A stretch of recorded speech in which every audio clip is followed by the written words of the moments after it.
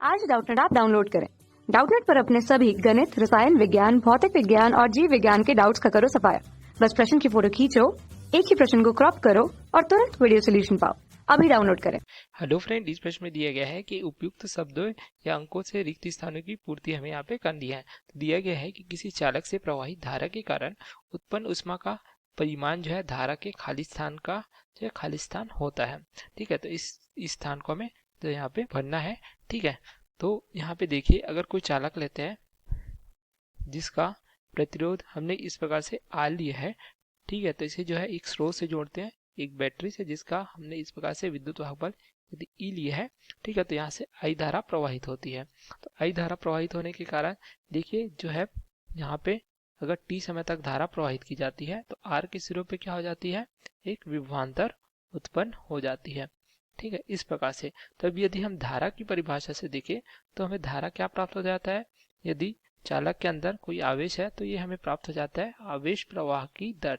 यहाँ पे Q क्या दर्शाता है, Q दर्शाता है आवेश को तथा T दर्शाता है यहाँ पे समय को। अर्थात T समय के लिए जब I धारा प्रवाहित की जाती है तो हमें इस प्रकार से सूत्र प्राप्त होता है, अर्थात आवेश प्रवाह की दर हमें धारा का परिभाषा इस प्रकार से प्राप्त होता है। उसी प्रकार यदि देखिए विभवांतर की परिभाषा से तो हमें क्या पता है, विद्युत क्षेत्र में एक बिंदु से दूसरे बिंदु तक एकांक आवेश को ले जाने में जितना कार्य किया जाता है उसे हम क्या कहते हैं, विभवांतर कहते हैं, उन दो बिंदुओं का विभवांतर। तो एकांक आवेश यदि Q आवेश को एक बिंदु से दूसरे बिंदु तक, अर्थात देखिए यहाँ पे दो बिंदु है, किसी चालक के अंदर प्रतिरोध के अंदर A बिंदु से B बिंदु तक ले जाने में जितना कार्य किया जाएगा अर्थात W कार्य किया जा रहा है, तो हमें इस प्रकार से विभवांतर का मान प्राप्त हो जाता है।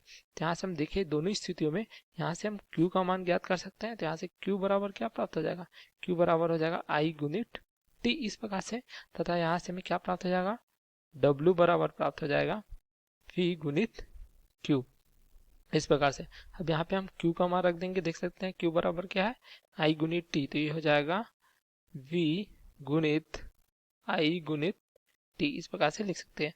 अब जो कार्य है देख सकते हैं वह कार्य विद्युत परिपथ में ऊष्मीय ऊर्जा के रूप में परिवर्तित होती है। अर्थात जो है देखिए यदि हम विद्युत परिपथ में धारा प्रवाहित करते हैं तो वह चालक तार क्या हो जाती है, गर्म हो जाती है, अर्थात जो कार्य है ऊष्मा के रूप में हमें प्राप्त होती है। तो इसे हम जो है इस प्रकार से H क्या दर्शाता है, ऊष्मीय ऊर्जा को।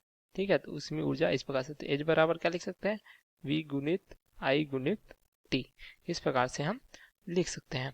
यहाँ पे अगर देखें तो V बराबर क्या प्राप्त हो जाएगा, देखिए ओम के नियम से या I धारा प्रवाहित हो रही है R प्रतिरोध में, तो ओम के नियम से V बराबर क्या हो जाएगा, I गुणित R इस प्रकार से। तो V का मान यहाँ पे रख देंगे तो ये हो जाएगा H बराबर ये हो जाएगा I गुणित R गुणित I गुणित T।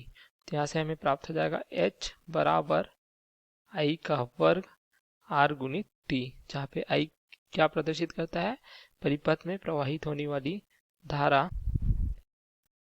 R जो है प्रदर्शित करता है यहाँ पे परिपथ का जो है चालक का प्रतिरोध, तथा T जो है समय को प्रदर्शित करता है।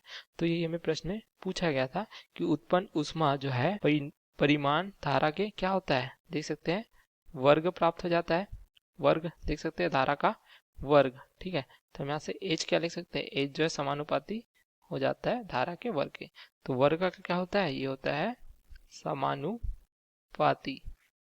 तो यही हमें प्रश्न में पूछा गया था कि किसी चालक से प्रवाहित धारा के कारण उत्पन्न ऊष्मा का परिमाण धारा के वर्ग का समानुपाती होता है। तो हम देख सकते हैं धारा के वर्ग का समानुपाती होता है।